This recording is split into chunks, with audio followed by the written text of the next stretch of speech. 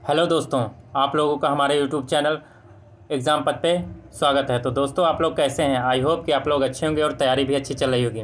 तो दोस्तों, आज की इस वीडियो में टैक्सेशन के टॉप 20 क्वेश्चन लेकर आए हूँ जो आपकी परीक्षा की दृष्टि से बहुत ही ज़रूरी हैं। तो यह वीडियो उन दोस्तों को भी शेयर कर दें जो इसका एग्ज़ाम देने जा रहे हैं, और जो बच्चे हमसे नए जुड़ रहे हैं तो वीडियो को लाइक शेयर, चैनल को सब्सक्राइब जरूर करें। तो चलिए वीडियो को स्टार्ट करते हैं।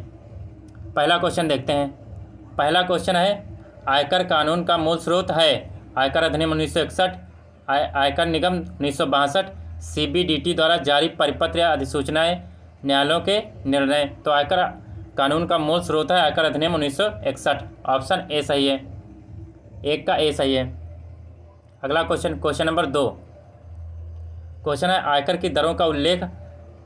ऑप्शन ए केवल आयकर अधिनियम 1961, ऑप्शन बी दोनों आयकर अधिनियम 1961 और आयकर अधिनियम 1962, ऑप्शन सी वार्षिक वित्त अधिनियम की पहली अनुसूची, ऑप्शन डी आयकर अधिनियम 1961 की वार्षिक वित्त और अधिनियम की पहली अनुसूची, या फिर दोनों।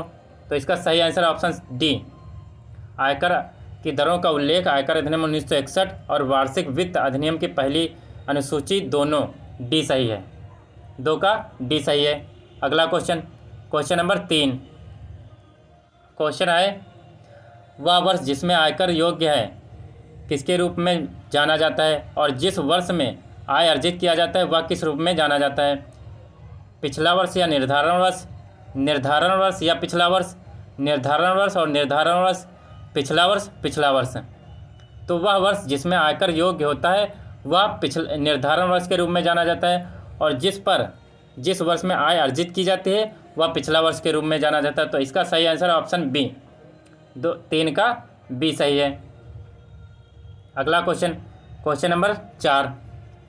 क्वेश्चन है, आयकर अधिनियम की धारा 2 की उपधारा 31 के अनुसार एक व्यक्ति में शामिल है एक व्यक्ति, एक हिंदू अविभाजित परिवार, एक कंपनी या उपरोक्त सभी। तो आयकर अधिनियम की धारा 2 की उपधारा 2 के अनुसार एक व्यक्ति में शामिल है एक व्यक्ति भी शामिल है, एक हिंदू अविभाजित परिवार भी शामिल है, एक कंपनी भी शामिल है। तो इसका सही आंसर ऑप्शन डी, 4 का डी सही है। अगला क्वेश्चन, क्वेश्चन नंबर 5। क्वेश्चन है, निर्धारित का अर्थ है एक व्यक्ति। ऑप्शन ए जिसके द्वारा उसकी आय पर कर देय है, ऑप्शन बी जिसके द्वारा किसी आय पर कर देय है, ऑप्शन सी जिसके द्वारा आयकर अधिनियम के तहत कोई कर या कोई अन्य राशि देय है, ऑप्शन डी जो किसी भी राशि का भुगतान करने के लिए उत्तरदायी है या जिसके संबंध में आयकर अधिनियम के तहत कोई कार्रवाई शुरू की गई है। तो एक निर्धारित का अर्थ है कि एक व्यक्ति जो किसी भी राशि का भुगतान करने के लिए उत्तरदायी है या जिसके संबंध में आयकर अधिनियम के तहत कोई कार्रवाई शुरू की गई है। तो इसका सही आंसर ऑप्शन डी सही है, 5 का डी सही है। अगला क्वेश्चन, क्वेश्चन नंबर 6। क्वेश्चन है, आयकर अधिनियम के तहत निम्नलिखित में से कौन सी कृषि आय है? ऑप्शन ए कृषि उपज के भंडारण के लिए उपयोग की जाने वाली भूमि से आय, कृषि में लगी कंपनी से लाभांश, डेयरी फार्म, मुर्गी पालन फार्म आदि से होने वाली आय, ऑप्शन डी पुनः लगाए गए पेड़ों की बिक्री से आय जहां जंगल के विकृत भागों को फिर से लगाया जाता है और वानिकी की बात के संचालन किए जाते हैं। तो इसका सही आंसर है ऑप्शन ए, आयकर अधिनियम के तहत कृषि उपज के भंडारण के उपयोग की जाने वाली भूमि से कृषि आय को उसे माना जाता है। तो ऑप्शन ए सही है। अगला क्वेश्चन, क्वेश्चन नंबर 7। क्वेश्चन है, कृषि आय को आयकर अधिनियम 1961 की किस धारा के तहत कराधान से मुक्त किया गया है? धारा 10 की उपधारा 13A के तहत, धारा 10(6) के तहत, धारा 10(1) के तहत, धारा 10(11) के तहत। तो कृषि आय को आयकर अधिनियम 1961 की धारा 10(1) के तहत कराधान से मुक्त किया गया है। तो इसका सही आंसर है ऑप्शन सी, 7 का सी सही है। अगला क्वेश्चन, क्वेश्चन नंबर 8। क्वेश्चन है, आयकर अधिनियम 1961 के अनुसार किसी व्यक्ति को भारत के निवासी के रूप में माना जाता है यदि वह किसी भी पूर्व वर्ष में कितने वर्ष समय तक भारत में रहा हो? 100 दिन या उससे अधिक, 90 दिन या उससे अधिक, 182 दिन या उससे अधिक, 365 दिन या उससे अधिक। तो आयकर अधिनियम 1961 के अनुसार किसी व्यक्ति को भारत के निवासी के रूप में तब माना जाता है जब वह 182 दिन या उससे अधिक दिन तक भारत में रहा हो। तो इसका सही आंसर है ऑप्शन सी, 8 का सी सही है। अगला क्वेश्चन, क्वेश्चन नंबर 9। क्वेश्चन है वित्त विधेयक 2023 के अनुसार नई व्यवस्था के तहत मूल्य छूट सीमा क्या है? 2.5 लाख रुपये, 3 लाख रुपये, 7 लाख रुपये या फिर इनमें से कोई नहीं। तो वित्त विधेयक 2023 के अनुसार नई व्यवस्था के तहत मूल्य छूट सीमा आपकी कितनी होगी? आपकी 3 लाख रुपये होगी। कितनी होगी? 3 लाख रुपये। तो 9 का बी सही है। अगला क्वेश्चन, क्वेश्चन नंबर 10। क्वेश्चन है यदि निर्धारित भारत में चाय की पैदावार और उत्पादन के व्यवसाय में लगा है तो इस मामले में गैर कृषि आय क्या होगी? ऐसे व्यवसाय से आय का 40%, ऐसे व्यवसाय से आय का 25%, ऐसे व्यवसाय से आय का 60%, ऐसे व्यवसाय से आय का 75%। तो इसका सही आंसर है ऑप्शन ए, ऐसे व्यवसाय से आय का 40% सही है। 10 का ए सही है। अगला क्वेश्चन, क्वेश्चन नंबर 11। क्वेश्चन है निम्नलिखित में से कौन सी आय भारत में कर योग्य है? निवासी और स्वाभाविक निवासी, निवासी परंतु स्वाभाविक निवासी नहीं, अनिवासी।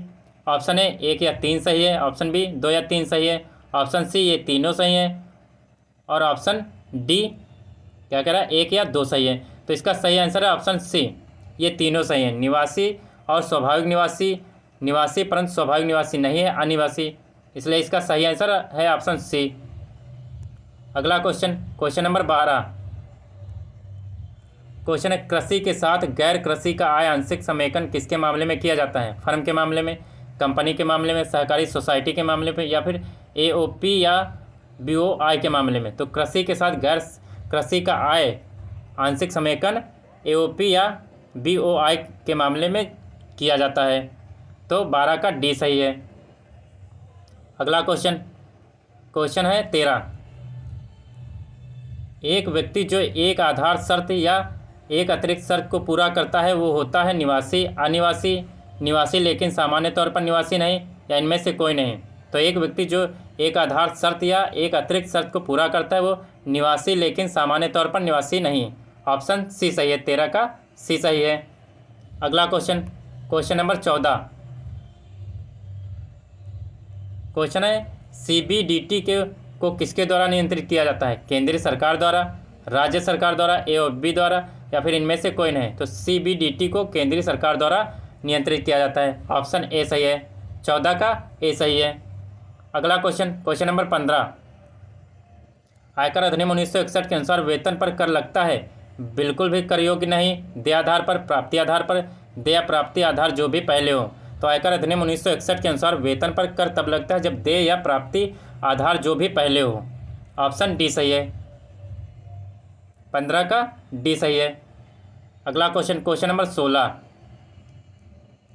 क्वेश्चन है आयकर अधिनियम 1961 के तहत चिकित्सा बीमा प्रीमियम के संबंध में कटौती की कौन सी धारा नियंत्रित करती है? धारा 80 DDB, धारा 80 DD, धारा 80 E या धारा 80 D। तो आयकर अधिनियम 1961 के तहत चिकित्सा बीमा प्रीमियम के संबंध में कटौती की धारा 80 D नियंत्रित करती है। ऑप्शन डी सही है। कौन सी धारा? 80 D।